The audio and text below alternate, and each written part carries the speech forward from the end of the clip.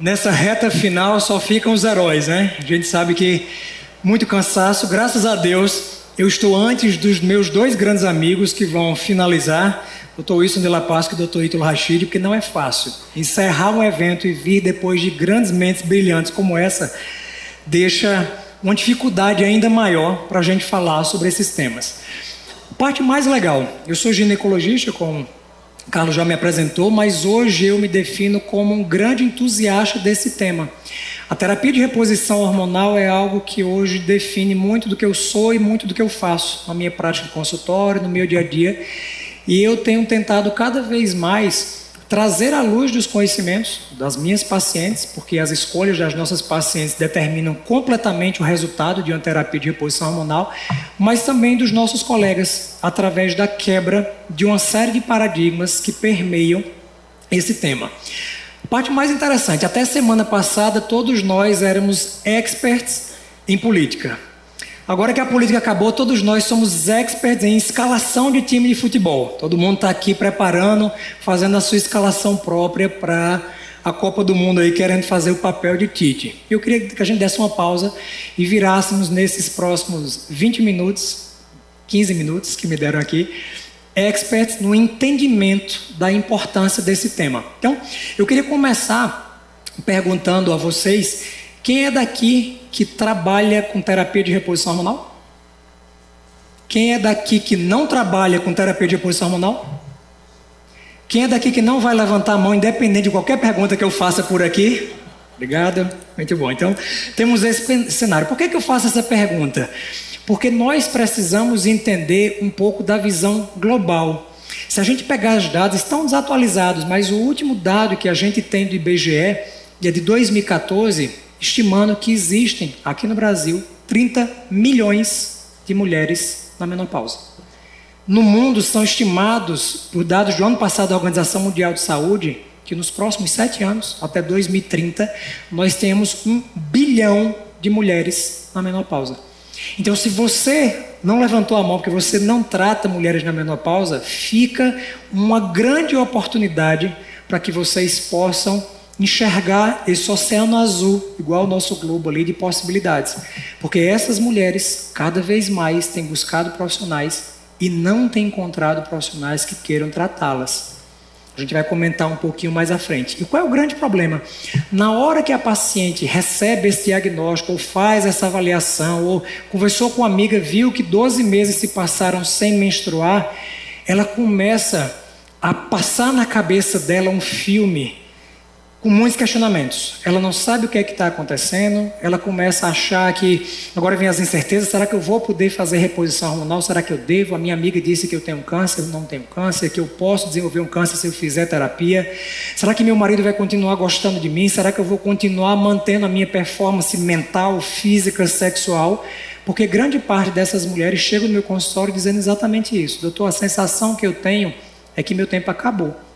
Então, é um momento, doutora, cercado de muitas incertezas. Essas pacientes têm muitas mudanças físicas, ela não consegue se enxergar no espelho. Ela, na verdade, enxerga uma pessoa no espelho e ela enxerga uma outra pessoa quando ela olha a identidade dela, mostrando 54 anos, 52 anos, 55 anos. E hoje em dia, com o advento, e minha esposa é dermatologista, das técnicas, da dermatologia de harmonização, a mulher consegue aqui ter a idade que ela quiser, hoje em dia. Mas o corpo dela e as mudanças não acompanham essa velocidade de evolução dos tratamentos dermatológicos. E é muito engraçado que quando o Carlos me chamou para fazer essa aula, eu disse, eu vou dar uma olhada de como é que isso se comportava há pouquíssimo tempo atrás. E aí, essa famosa Jornal do Comércio de 1960, que se a gente for falar de termos de evolução científica, 1960 foi ontem.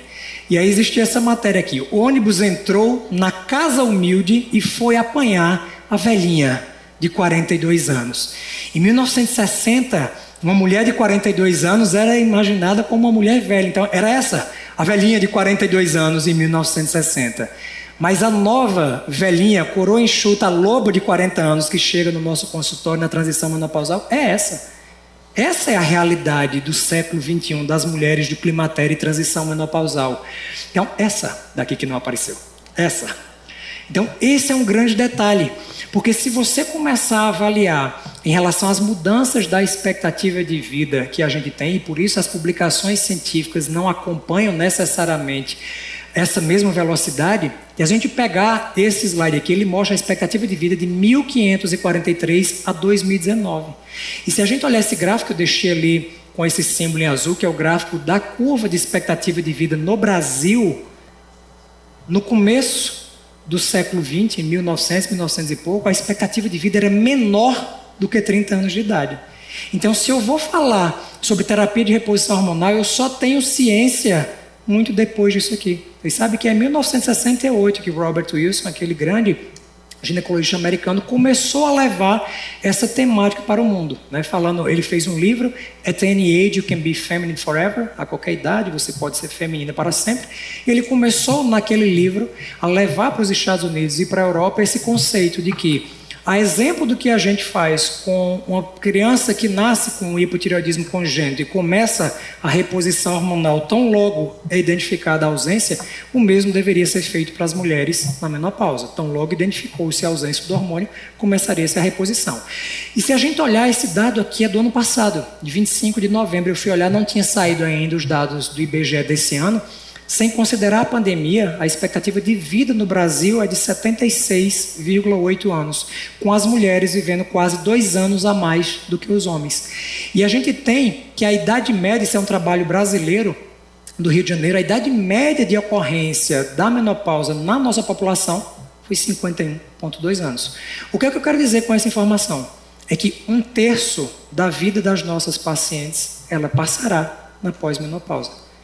Então, quando eu fiz aquela pergunta no início, você trata paciente com terapia de reposição hormonal da menopausa, e algumas pessoas levantaram a mão que não, é um chamado, é um call to word. A gente precisa começar a tratar, porque a nossa população está envelhecendo e as mulheres estão passando 33% da sua vida na menopausa.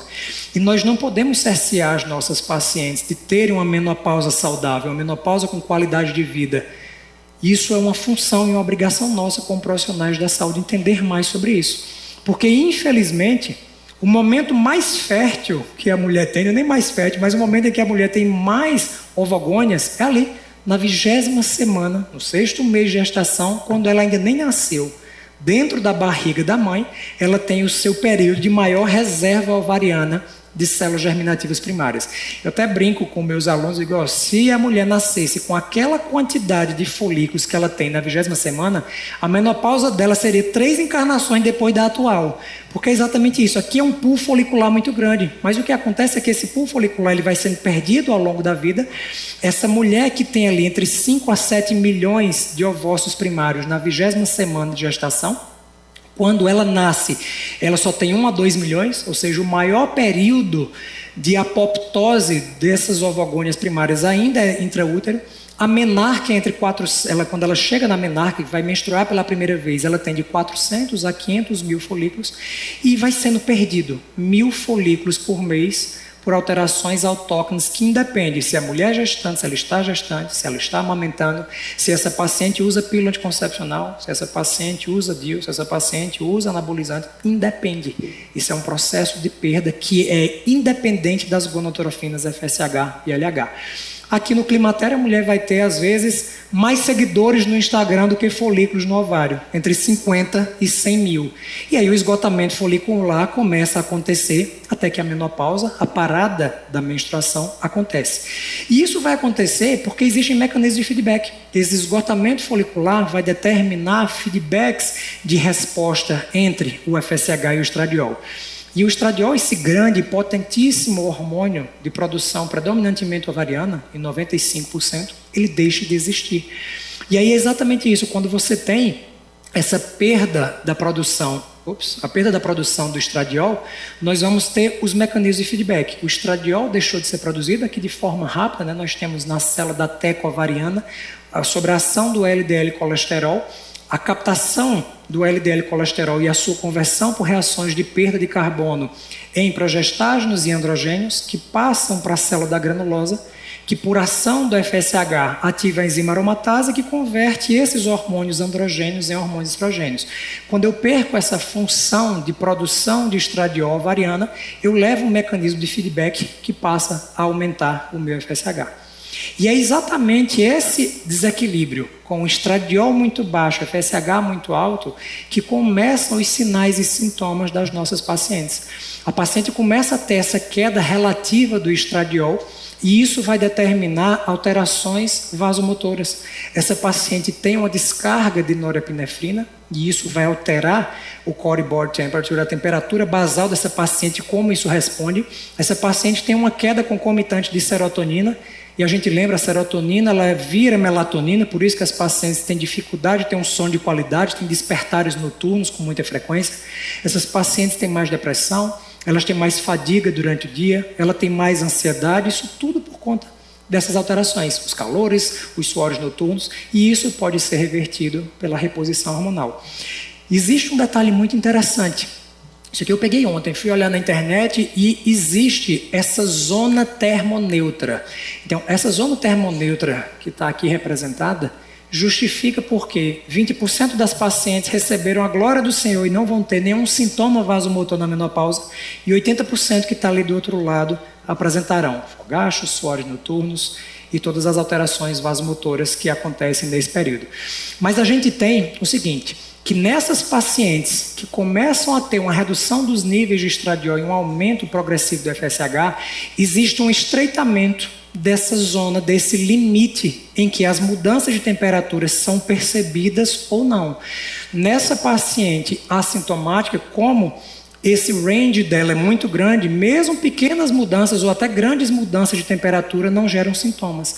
Naquela paciente, como a zona ali é muito estreita, aqui em cima, na hora que ela tem uma pequena elevação da temperatura, no core body temperature, ela tem os hot flushes, ela tem os fogachos. E na sequência, essa temperatura cai e ela tem uma zona muito crítica, pequena, ela começa a ter calafrios. Então fica aquele inferno astral, que para ela e para o marido. Ela coloca um cobertor, coloca igual a música de Wesley Safadão, o ar-condicionado no 15 e continua suando. E aí depois ela daqui a pouco tem uma zona, uma onda de calor e ela tira aquilo tudo. E daqui a pouco ela volta e começa a sentir frio. Então fica essa briga o tempo inteiro. Qual é o grande problema? Nós não temos diferenças dos níveis plasmáticos do estradiol de mulheres com sintoma e sem sintomas. Então eu não tenho como dizer para você, se a paciente tem um estradiol de 32, ela não vai ter fogacho. Se a paciente tem um estradiol de 15, ela vai ter fogacho. Não existe essa correlação. E por isso não existe fórmula de bolo em relação à terapia de reposição hormonal. Não temos como ter uma fórmula única para todas as pacientes. O que a gente utiliza é o racional de que dentro desse range que nós temos, dentro dos níveis que a gente aferiu por exame de sangue, por exemplo, para nortear a dose que a gente inicia. Se a paciente tem uma deficiência estrogênica muito grande, talvez para iniciar, porque existe um trabalho que eles fizeram faz uns 5 anos de imunofluorescência de receptores de estrogênio.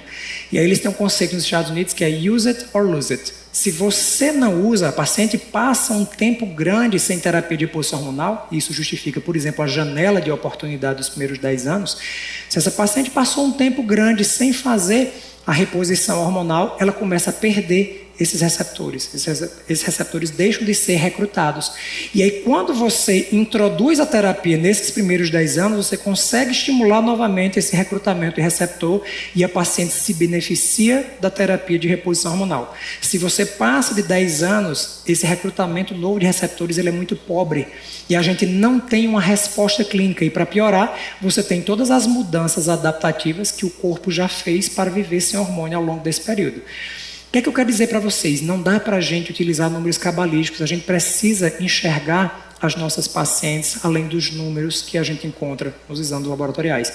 E por isso a grande necessidade de nós termos empatia, de uma consulta que a gente consiga realmente ouvir quais são as queixas daquela paciente, porque muitas vezes a nossa consulta é feita para satisfazer o nosso ego. Eu vou lhe prescrever isso, mas às vezes a paciente não está nem no momento dela, para ela não faz sentido aquilo ali. Ela não consegue, ela não vai ter adesão àquele tratamento. Então a gente precisa colocar isso tudo numa balança, que não são apenas números que vão balizar o nosso tratamento. Além disso, nós temos outras alterações. Quando a gente tem a queda do estradiol dessa paciente, ela vai ter o fenômeno mais comum, as alterações urogenitais. 85% das pacientes, depois de 6 anos de menopausa, vão apresentar síndrome urogenital. a síndrome geniturinária da menopausa, marcada por isso, por atrofia da mucosa urogenital, por perda do colágeno, por alteração em relação a um risco aumentado para a incontinência urinária, para os prolapsos genitais, alteração do pH da vagina, por isso que a paciente começa a ter infecções recorrentes com mais facilidade. Você tem uma vagina que é pouco elástica, uma vagina cujo pH começa a aumentar, uma vagina que causa muita irritação, uma coisa que também é referida pelas pacientes, craurose, uma sensação de queimação. E isso também acontece na mucosa da uretra, e por isso muitas pacientes ficam achando que estão tendo infecções urinárias de repetição, e você faz urocultura e não vem nada. E aí você diz, será que é alguma bacteriúria? Será que é alguma bactéria que eu não dosei? Não, aquilo ali é a passagem da urina num pH ácido, tem uma uretra que está muito fina, e aquilo gera uma sensação de dor para as nossas pacientes, e a terapia de reposição hormonal, tanto local quanto sistêmica, consegue reverter isso. A gente tem também o principal detalhe que justifica a terapia de reposição hormonal. A mulher, depois da menopausa, ela inverte, ela começa a ter um risco de doenças cardiovasculares que é mais ou menos 30% a mais do que o que ela tinha antes, quando ela se compara com os homens. Então a gente tem uma mudança no perfil lipídico. Se a mulher aumenta a LDL, diminui o HDL, por mais que ela faça atividade física. Nós temos alteração da produção de óxido nítrico, porque o estradiol é responsável pelo stiffness vascular, capacidade adaptativa do vaso às mudanças de pressão, e isso gera uma vasoconstricção maior e altera aquela zona. Quando ela tem uma vasoconstrição, qualquer mudança de temperatura no sistema nervoso central altera core body temperature, e essa mulher tem um risco aumentado para infarto e aterosclerose. Então a gente precisa da reposição hormonal, não tem como com nenhum fitoterápico melhorar isso aqui, diminuir o risco. Além disso, as alterações no metabolismo ósseo. A gente sabe que o estradiol ele tem uma ação na osteoprotegerina, no osteoblasto e no osteoclasto. Então quando você faz a reposição hormonal, você altera essa relação de reabsorção maior do que a formação, extremamente comum a presença de osteoporose. Mas o que eu chamo a atenção é que vários dos profissionais, e aí, doutor Ítalo, que honra estar com o senhor por aqui, e aí vários dos profissionais que começam a reclamar e a não indicar terapia de reposição hormonal nas mulheres da menopausa são os mesmos que prescrevem, são os mesmos profissionais, pulou um slide aqui, é isso aqui, ó. São os mesmos profissionais que prescrevem pílulas anticoncepcionais para as adolescentes. Então nós temos essa grande dicotomia, 2 pesos e 2 medidas. Essa pílula aqui pode, para uma menina de 13 anos que está com sangramento uterino normal. Menstruou 1 mês, passou 3 sem vir, menstruou 3 meses seguidos, foi lá e disse, não, temos que regularizar o ciclo dela, vamos dar uma pílula anticoncepcional. E aí quando essa mesma menina envelhece e chega na menopausa, não, isso aqui dá câncer, tá? Então nós temos esse grande problema, e isso cerceia as mulheres de serem beneficiadas da terapia de reposição hormonal. Dados do Brasil, da Unicamp, estão desatualizados, é o último que eu achei, 2014, mostram que apenas 19,5% das mulheres que estão na menopausa já utilizaram terapia de reposição hormonal. Menos de 20% das mulheres. E a grande maioria delas não utilizaram por isso aqui, que nem tudo é o que parece. Uma coisa é reposição de estradiol. Outra coisa é uma reposição de etilneestradiol. Uma coisa é fazer uma reposição de progesterona. Uma outra coisa completamente distinta é fazer uma reposição de medroxprogesterona. E isso é um detalhe que eu sempre chamo a atenção, e aproveitando que nós estamos no formato TEDx, essa frase não é minha, é de uma das palestras do TED, quem já foi aluno meu em algum outro curso já me ouviu, e não estrague a surpresa da resposta, é que a pergunta que ele faz é o seguinte: tudo que o cérebro da gente conseguir, todo o conhecimento que a gente tiver, o nosso cérebro ele consegue fazer imagem. Se eu te pedir para pensar em uma maçã, você vai pensar numa coisa vermelha, mais ou menos arredondada, você consegue fazer essa imagem, porque você sabe o que é uma maçã. Mas se nesse mesmo segundo eu te perguntar, com os conhecimentos que você tem agora, imagina para mim uma espécie de Loxodonta cyclotis revestido de um Pantone O32U com sua longa probóscide realizando movimentos oscilatórios antes do salto. O que é que vocês imaginaram com os conhecimentos que vocês têm agora? Nada, porque vocês não têm esse conhecimento. Mas se um segundo depois eu pedir para vocês imaginarem um elefante pintado de vermelho com sua longa tromba se balançando, vocês conseguem fazer essa imagem na cabeça de vocês. Que comunicação não é o que eu falo, comunicação é o que você entende. E você só consegue entender se você tiver esse conhecimento prévio. E isso é um grande problema em terapia de reposição hormonal, porque os próprios trabalhos científicos começam falando, saiu ontem um trabalho científico de psiquiatria mostrando que fazer terapia de reposição hormonal na transição menopausal aumenta a depressão. Aí ele começa associando estradiol com etilneestradiol com valerato de estradiol e diz: reposição de estrogênio aumenta a depressão. Trabalho publicado ontem. Eu ia colocar aqui, mas terminei nem colocando. E a gente termina esquecendo o que tem de mais importante. Por exemplo, isso é um trabalho do Reino Unido, avaliando as mulheres de 50 a 59 anos. Para cada 1.000 mulheres no Reino Unido de 50 a 59 anos, 23 casos de câncer de mama na menopausa, apenas por estar na menopausa. E aí a reposição hormonal com terapia de reposição hormonal oral combinada aumenta 4 casos. Se for terapia estrogênica isolada para as pacientes que não têm útero, você diminui 4 casos. Mas se essa paciente for obesa, aumenta 24 novos casos. E o fato de você deixar uma paciente em privação estrogênica aumenta a resistência insulínica, que aumenta a obesidade. Então, será que realmente nós estamos poupando a mulher de ter um eventual câncer de mama se a gente não fizer terapia de reposição hormonal? A gente sabe que existe uma série de fatores que hoje estão associados com o risco aumentado de câncer de mama.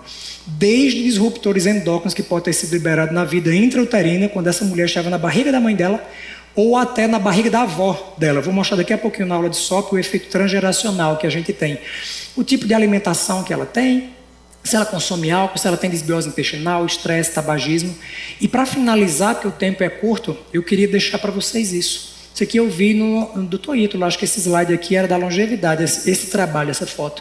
Era exatamente isso, era um trabalho da Climatera, que é a principal revista que baliza nós da terapia de reposição hormonal dentro da ginecologia, mostrando que os hormônios que têm a estrutura molecular semelhante ao hormônio natural, publicado em 2017, não aumentam risco de câncer de mama, não aumenta o infarto, não aumenta tromboembolismo, não aumenta a doença da vesícula. E podem sim trazer para a paciente melhora da qualidade de vida, cardioproteção e prevenção das fraturas osteoporóticas.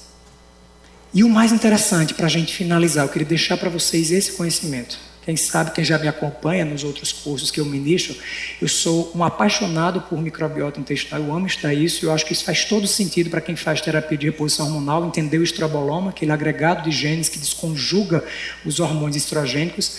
Então a gente sabe que na hora que você toma um hormônio, utiliza um hormônio, ele vai passar ou na primeira passagem ou em segunda passagem pela metabolização e a detoxificação hepática fase 1 e fase 2. E dentro dessas fases, na fase 2, nós temos o fenômeno da glucuronidação, que é um processo em que o radical glucuronide é adicionado no estrogênio para ser eliminado. Então coloca-se um PIN. Esse estrogênio precisa ser eliminado, seja ele na urina, na bile ou nas fezes. Mas a depender da microbiota intestinal que essa paciente tem, você pode ter isso. A beta-glucuronidase, que é uma enzima que faz desconjugação. Ela pega o hormônio estrogênio que foi glucuronidado, marcado para ser eliminado e desconjuga. Diz, não, você vai ser reabsorvido na circulação intrahepática. Tira aquele PIN, o radical glucuronide. E hoje a gente chegou num nível de evolução em terapia de reposição hormonal que a gente consegue dosar esse exame aqui, chama de IMAP. Não é um exame barato, mas a gente consegue dosar a atividade de beta-glucuronidase da nossa paciente. Essa paciente era uma paciente minha que tinha uma atividade de beta-glucuronidase muito alta, então ela desconjugava muito e quando ela desconjuga, aquilo contribui com a carga total dos hormônios estrogênicos dessa paciente. E aqui também você pode ver que essa mesma paciente ela tinha um grande marcador de desbiose intestinal, zonulina. Você consegue dosar a zonulina fecal. Zonulina que faz parte daquele tripé das proteínas de ancoragem do enterócito, claudina, ocludina e zonulina, e que é perdida e você causa o leaky gut quando você tem uma perda fecal de zonulina, que pode ser por alimentação, pode ser por pílulas anticoncepcionais, por reposição hormonal pela via oral, de etilneestradiol, também piora isso. Então o que a gente precisa entender é que quando a gente avalia a terapia de reposição hormonal, você precisa estimular que a sua paciente tenha um estilo de vida saudável, escolher a melhor via de administração que faça sentido para a paciente, daqui a pouquinho vai ter uma aula sobre uma outra via de terapia de reposição hormonal, avaliar o intestino dessa paciente, como é que está o estroboloma, estratificar o risco e objetivar um equilíbrio hormonal. Porque é exatamente isso que a gente quer das nossas pacientes, mulheres que entendam que terapia de reposição hormonal vai muito além da prescrição. O papel aceita qualquer coisa que você colocar. mas estimular essa paciente a ter hábitos de vida para que esses hormônios, na menor dose, pela melhor via, tragam resultados, essa é a nossa missão. Muito obrigado.